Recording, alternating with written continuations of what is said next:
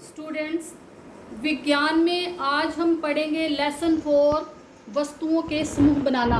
तो अभी आपको ये अलग अलग प्रकार की वस्तुएं दिखाई दे रही हैं, तो मैं इनके समूह बनाना शुरू कर रही हूँ। आप देखो ऐसे मेरे को जो एक जैसे दिख रहे हैं उनका मैं समूह बना रही हूँ, और आपको भी ऐसा ही लग रहा होगा कि समूह जो है एक जैसी वस्तुएं जो दिख रही हैं उसी के आधार पे बनना चाहिए। तो मैंने जो है ये समूह बना दिया है। ये देखिए, ये अब आपको जो समूह दिखाई दे रहा है उसमें ये ग्रुप एक अलग तरह से दिख रहा है, ये अलग और ये अलग दिखाई दे रहा है। अभी जो कुछ मुझे दिखाई दे रहा था, मैंने उसी आधार पर इसका समूह बनाया। जैसे इन कटोरियों में या इस धातु के अंदर मुझे चमक नज़र आई, ये कुछ अलग तरह से दिखे, ये कुछ अलग तरह से दिखे। अभी हमें इनकी पहचान भौतिक रूप से तो हो गई है, मतलब बाहर से देखने में इन वस्तुओं की पहचान हमें हो रही है कि ये अलग है। अभी हमें इनके बारे में और बहुत कुछ जानना है। जैसे आप ये देखिए, ये गोल दिखाई दे रही थी, सभी एक जैसी दिख रही हैं, है ना।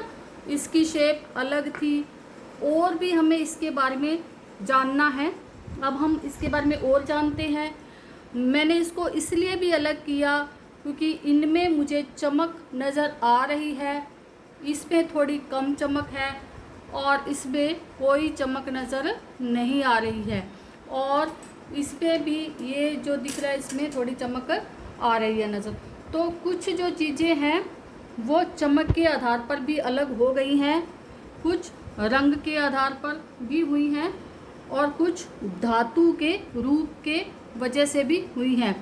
ऐसे ही कुछ अंतर को हम पढ़ेंगे इस लेसन के अंदर कि किस तरह से पदार्थ एक दूसरे से अलग हो जाते हैं। तो ये जानने के लिए हम धीरे धीरे धातु के गुणों की तरफ चलते हैं, क्योंकि ये धातु की बनी हुई है तो हमें इसके गुण के बारे में भी जानना चाहिए जो बाहर से दिखाई दे रहा है।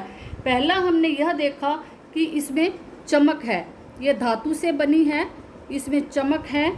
और इसका एक और गुण भी होता है धातुओं का कि ये विद्युत की या ऊष्मा की सुचालक भी होती हैं। जैसे ये जो फॉयल है ये एल्युमिनियम पन्नी की बनी है, तो इसमें भी चमक है, हम देख पा रहे हैं इसके अंदर चमक है एल्युमिनियम पन्नी के अंदर।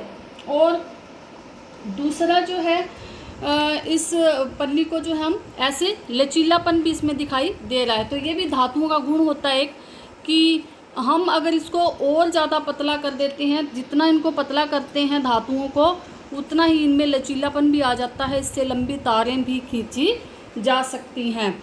और इसके अंदर हम क्या कर सकते हैं, देखिए धातुओं का एक और गुण होता है कि इनमें साउंड होता है, आवाज़ होती है। जैसे ये हमें आवाज़ सुनाई देती है धातुओं में, किंतु बाकी अगर हम किसी और चीज़ से देखें तो उतना जो है हमें दिखाई आवाज़ का नहीं पड़ता।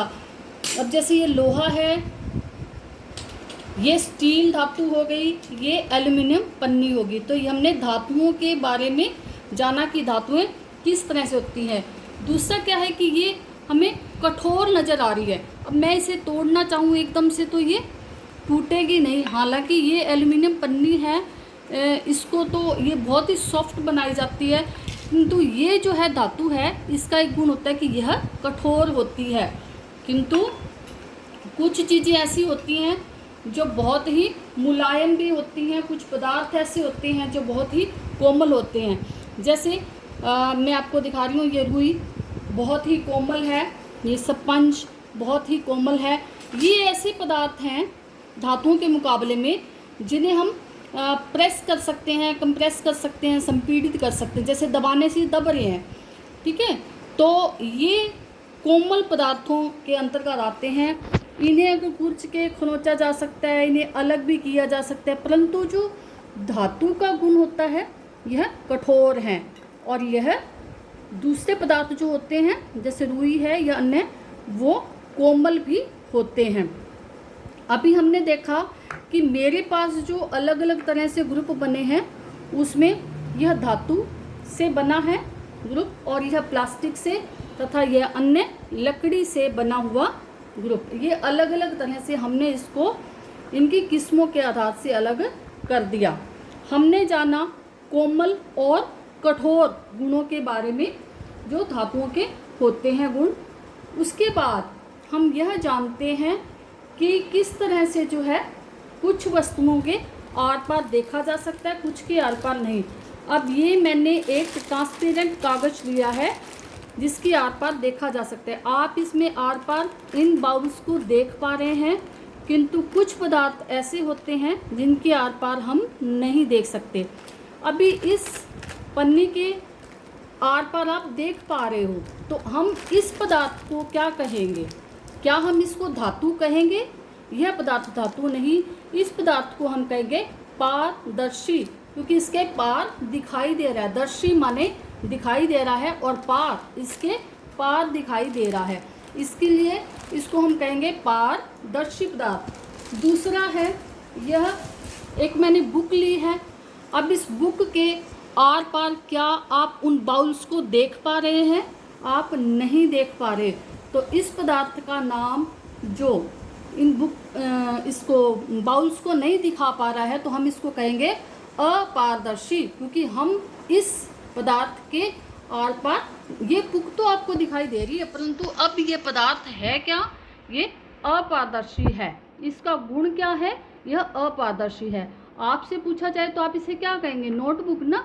तो इस नोटबुक का अब इस समय कौन सा गुण दिखाई दे रहा है हमको? इसमें हमें इसका यह गुण दिखाई दे रहा है कि यह अपारदर्शिता को शो कर रहा है, क्योंकि इसके आर पार की जो बाउल है हमको दिखाई नहीं दे रही। एक और गुण होता है, यह एक तेल लगा कागज है।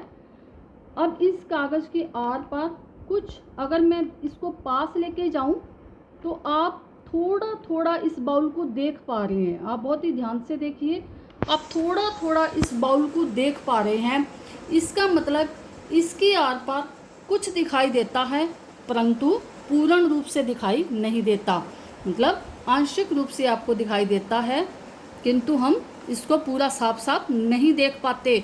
तो अब यह जो पदार्थ है यह कौन सा गुण प्रदर्शित कर रहा है? यह पारभासी गुण को प्रदर्शित कर रहा है। तो आपने जाना पारदर्शी, पारदर्शी पदार्थ जिसके आर पार हम देख सकते हैं। दूसरा गुण आपने जाना अपारदर्शी, जिसके आर पार आप इनको बाउल्स को नहीं देख पाए। और तीसरा गुण आपने जाना पारभासी, जिसमें देख तो पाए परंतु कुछ देख पाए।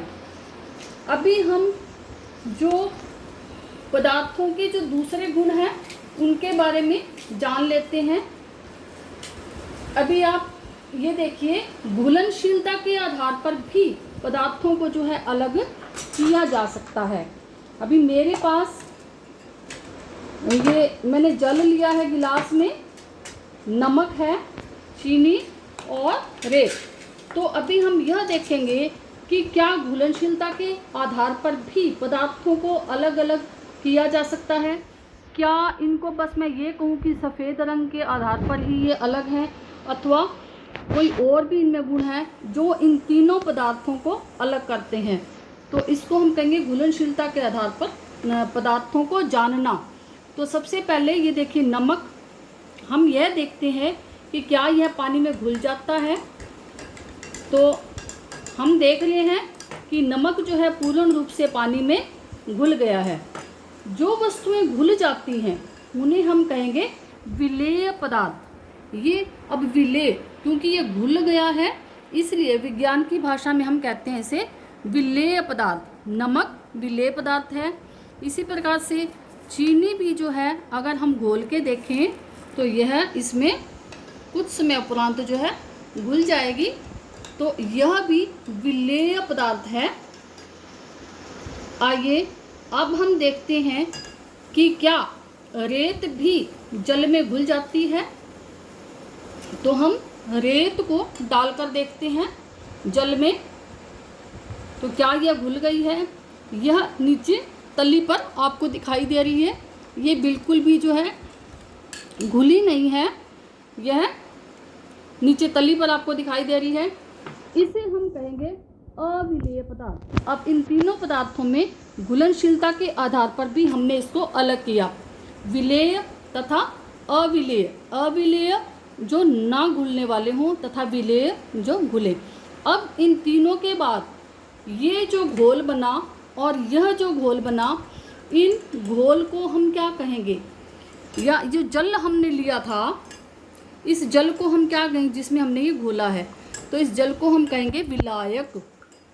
जल जो हमने लिया जिसमें इस वस्तु को घोला गया है, इसमें हमारा जो विलायक है वो क्या है, जल, क्योंकि हमने इन वस्तुओं को जल में ही घोला है। हमने विलेय, अविलेय तथा विलायक पदार्थों के बारे में जाना। अब इसके बाद हम जानते हैं वस्तुओं के गुणों के बारे में कि यह तैरती हैं अथवा नहीं तैरती हैं। तो जल में देखिए मैं अब रुई को डाल रही हूँ, क्योंकि यह कोमल पदार्थ है, इसको मैंने डाला। ये आप देख पा रहे हैं कि ये जो रुई है कोमल पदार्थ होने के कारण, हल्का पदार्थ होने के कारण यह इसके ऊपर तैर रही है। अब अगर मैं इसके अंदर इस चाबी को डालती हूँ जल में, तो ये क्या शो करती है, यह नीचे चली गई है। आप इस लोहे की वस्तु को देख पा रहे हैं कि यह नीचे तली पर चली गई है। इससे क्या पता चलता है, जो वस्तुएं देखो जो हल्की थी, जो जल से जिनका घनत्व हल्का था, जिनका घनत्व जल से कम था, वो वस्तुएं तैरती हैं, तथा जिनका घनत्व जल से ज़्यादा है वह डूब जाती हैं। अभी जो वैसे भी अगर हम कॉमन रूप से देखना चाहें तो जो वस्तुएं हल्की हैं वह तैरेंगी, जो भारी है वह डूब जाती हैं। ऐसा घनत्व के कारण ही होता है, क्योंकि इनका घनत्व भी जल के घनत्व से कम होता है तैरने वाली वस्तुओं का, तथा डूबने वाली वस्तुओं का जल से घनत्व ज़्यादा होता है। तो आशा करती हूँ वस्तुओं के यह गुण आपको अच्छे से समझ में आ गए होंगे। Thank you.